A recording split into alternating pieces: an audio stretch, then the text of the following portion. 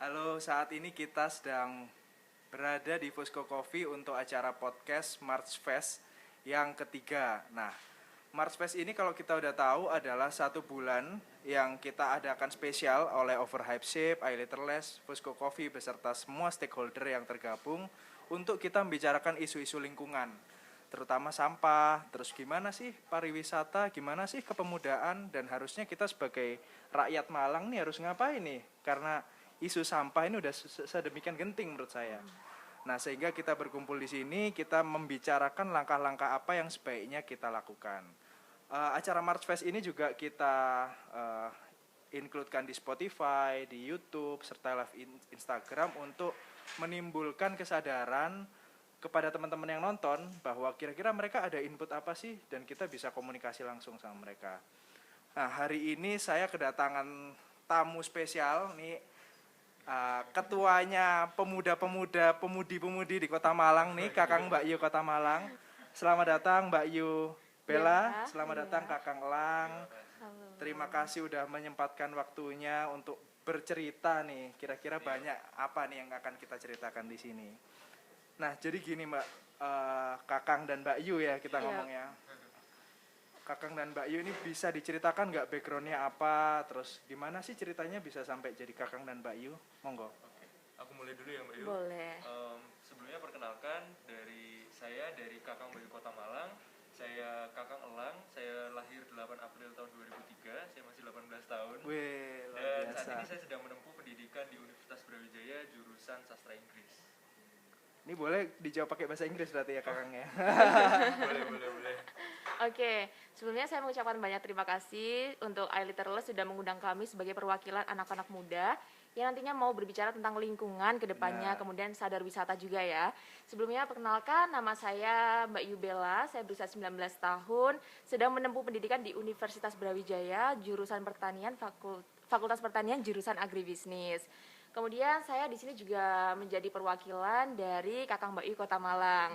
Nah, ngomong-ngomong tentang agribisnis, pastinya itu juga berhubungan dengan lingkungan. Dan di sini kita juga mau berbicara tentang lingkungan. Dan saya berharap nantinya ke depannya saya bisa mendapatkan insight-insight baru yang bisa memperbaiki lingkungan sehingga kondisi pertaniannya nanti juga akan menjadi lebih baik lagi. Khususnya gitu. di Kota Malang nih Mbak. Betul. Ya, Malang Raya lah paling enggak. Kita sebagai pemuda-pemudi Kota Malang harusnya berkontribusi positif ya menurut saya. Betul. Nih. Terus kalau kita ngomong kegiatan sehari-hari di Kakang Mbak Yu itu seperti apa sih Kakang dan Mbak Yu? Oke, kalau untuk kegiatan sehari-hari, kita kemarin sempat mengadakan salah satu program kerja kita yang 2 tahun sekali kita lakukan ya Kang ya. Itu namanya pemilihan Duta Wisata Cilik Kang Yucil. Kang Yucil. Kakang Mbak Yu Cilik. Jadi kan ini kita yang gede-gede ya. Nah, kemarin ada yang versi kecil-kecilnya nih, Kakang Mbak Yu Cilik. Kemudian emang kita lagi sibuk-sibuknya di sana, tapi alhamdulillah kemarin sudah grand final, sudah selesai. Jadi sudah terpilih nih Kakang Mbak Yu Ciliknya begitu. Oke, terus untuk potensi pariwisata, apakah Kakang Mbak Yu juga terlibat di situ? Iya, untuk potensi dari pariwisata Kota Malang sendiri, kita tahu bahwa Kota Malang ini sebenarnya nggak punya potensi wisata alam ya. Nah, betul, iya benar. Betul. Yang unik itu Malang itu selalu memiliki ciri khas dan ngangenin. Apa itu? Contohnya apa tuh Pak? Yang ngangenin tuh dari kulinernya, dari lokasi-lokasi yang menurut saya seperti Jalan Ijen tuh nostalgia banget nggak sih? Oke, ya setuju. Kalau yang kuliner-kuliner yang dimaksud Kang Elang tadi mungkin kayak food tourism gitu ya, karena kan Malang bisa kita sebut dengan urban tourism ya Kang ya. Maksudnya urban tourism karena kita tuh emang wisata alam di Malang, Kota Malang itu di mana sih, kan nggak ada ya, air terjun di Kota Malang juga nggak ada. Jadi kita emang fokusnya ke manufacturing, kemudian pembangunan, perdagangan, transportasi, apapun yang berhubungan dengan kota seperti itu.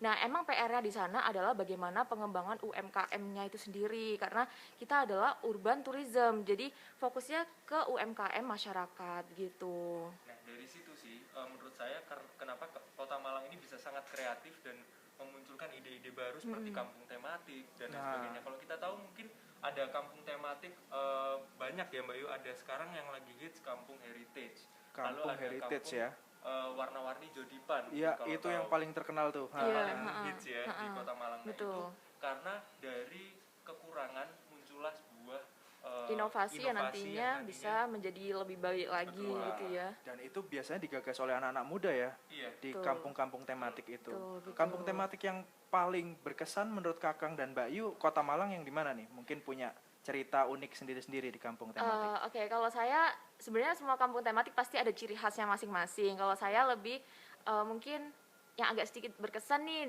masih berhubungan dengan jurusan yang saya pilih agribisnis itu Kampung Glintung Go Green. Kenapa? Karena di Oke. sana itu ada yang namanya Taman Garuda nih. Nah, di Taman Garuda kita bisa belajar banyak. Salah satunya adalah bagaimana cara mereka membuat ekoenzim namanya.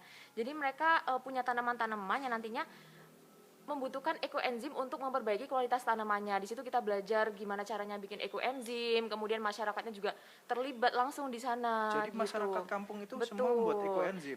Betul. Jadi mereka kayak ada bank-banknya sampah-sampah itu sendiri, kemudian nanti dijadikan satu. Untuk kalau tidak salah setiap rumahnya pasti mereka membuat ekoenzim seperti itu. Oke. Apa sih Mbak ekoenzim itu apa sih?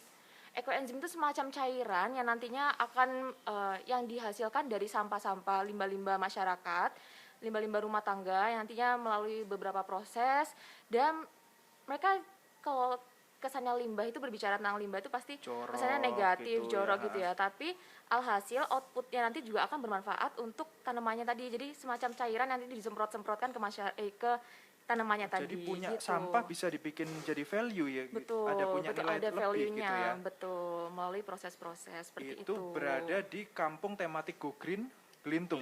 Gelintung Go Green, Glintung 3G. Go Green. Ha-ha. Glintung Go Green. Wah, Tapi itu sekarang ini namanya luar berubah biasa. Mbak Yu, jadi Glintung Water Street kayak gitu. Kalau Wih. dulu kan 3G ya. 3G, Sekarang namanya 3G.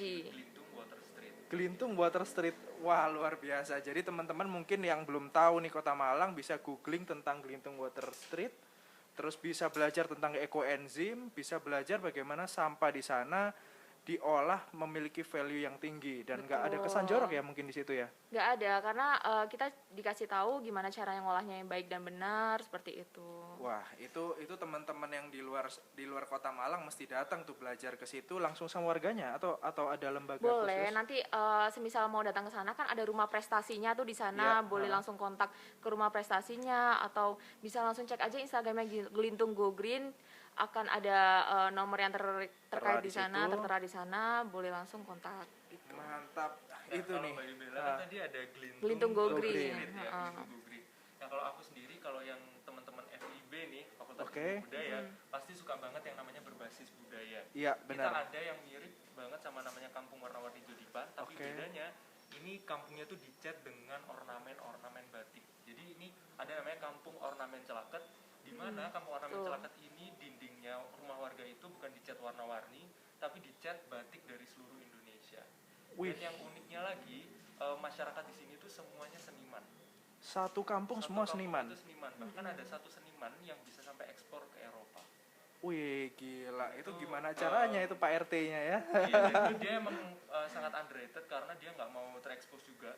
Jadi dia tuh membuat pahatan patung, di mana patung itu bisa sampai diekspor tuh menurut saya suatu kebanggaan buat Kota Malang dan melambangkan kreativitas Kota Malang itu sendiri. Benar, benar. Cukup tinggi ya kreativitasnya ya Betul Kang ya. Jadi itu tadi apa namanya Mas? Kalau di Instagram atau kita googling Iya, keywordnya apa? Itu ada namanya di Kampung Ornamen Celaket. Kampung Ornamen Celaket. Iya. Kalau Oke. misalnya tahu batik Celaket, nah Iya.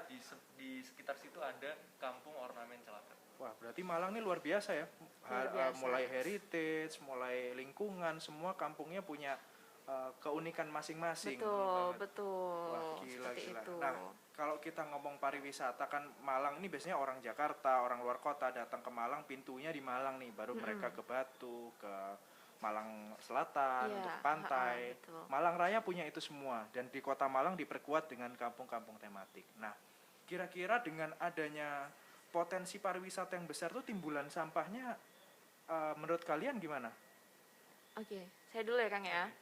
Menurut saya timbulan sampahnya juga cukup besar pastinya, Ya. terutama akan didominasi oleh sampah anorganik seperti contohnya plastik, karena kan sadar lingkungan dari masyarakat itu menurut saya kurang banget ya. Seperti contohnya mereka datang ke sini pasti membawa sampah, bahkan kita sendiri pun dalam seharinya pasti menghasilkan sampah, entah itu Iya. sampah plastik, styrofoam, bekas kita makan atau apapun itu, seperti itu. Nah, Saya pernah baca nih ada penelitian atau kutipan dari National Plastic Action Partnership yang mengatakan bahwasannya di Indonesia itu 4,8 juta ton sampah plastik itu belum terolah dengan baik.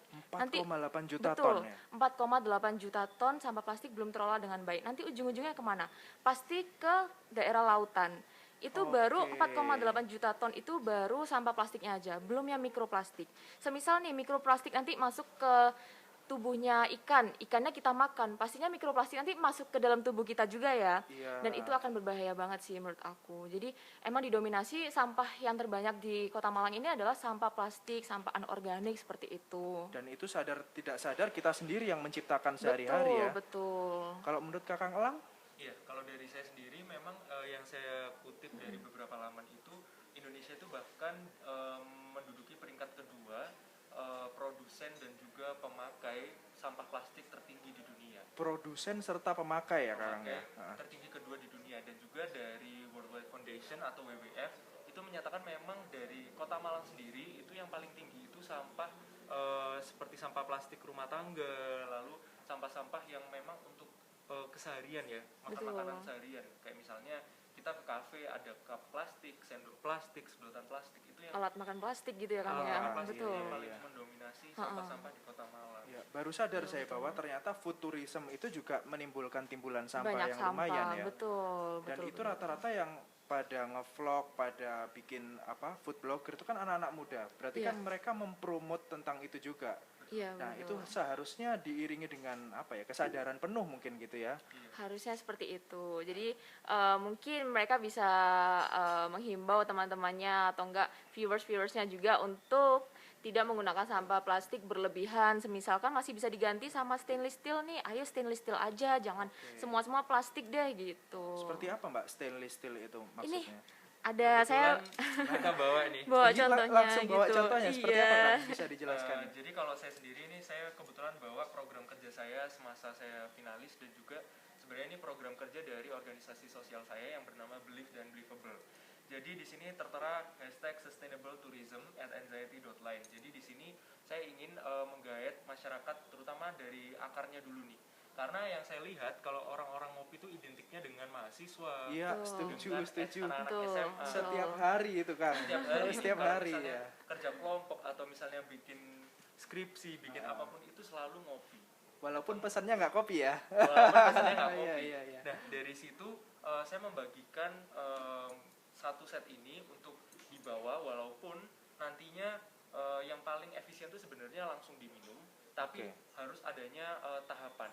Jadi masyarakat tidak bisa langsung dikejutkan dengan tidak adanya plastik sedotan, tapi harus dimulai dari bagaimana itu diubah perlahan namun pasti.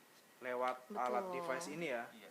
Oke. Iya, kalau Kang Lang tadi kan program kerja ya. Nah, kalau saya tuh kebetulan saya juga kadang terima endorsan. Nah, di situ saya perlahan-lahan nih himbau teman-teman, ayo gak usah kalau misalkan endorsannya berupa minuman, saya kasih tahu teman-teman. Nah, di sini saya juga meminimalisir penggunaan plastik. Jadi saya pakainya apa? Sedotan stainless steel.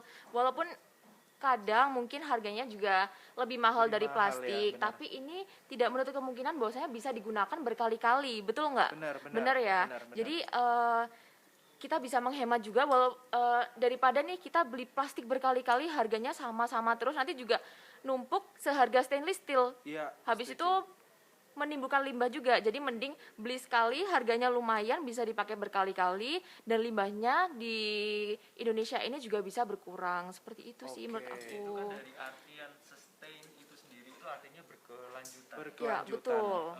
Menurut saya ini adalah sebuah langkah yang menurut saya efektif juga gitu. Karena kalau misalnya kita mungkin dapat yang gampang, dapat yang murah, tapi itu berarti kita egois dengan generasi selanjutnya. Betul Egois sekali. dengan generasi selanjutnya, itu kata Betul. kuncinya mungkin di situ ya. Kuncinya di situ. Betul. Karena memang kalau misalnya kita lihat bahwa generasi selanjutnya itu pasti pingin ya merasakan namanya pariwisata yang bersih, kayak gitu. Jadi dimulai dari generasi kita, memulai bagaimana kita bisa melestarikan dan merawat lingkungan lingkungan supaya tersebut. nanti anak cucunya tetap bisa berpariwisata Wah, dengan iya, iya. baik. Apalagi Malang Raya potensinya selebar itu. Betul. Nah, selain potensi pariwisata nih Kakang dan Mbak Yu, kita kan lihat dengan banyaknya universitas di Kota Malang, kan banyak pemuda-pemudi datang Kota Malang untuk belajar.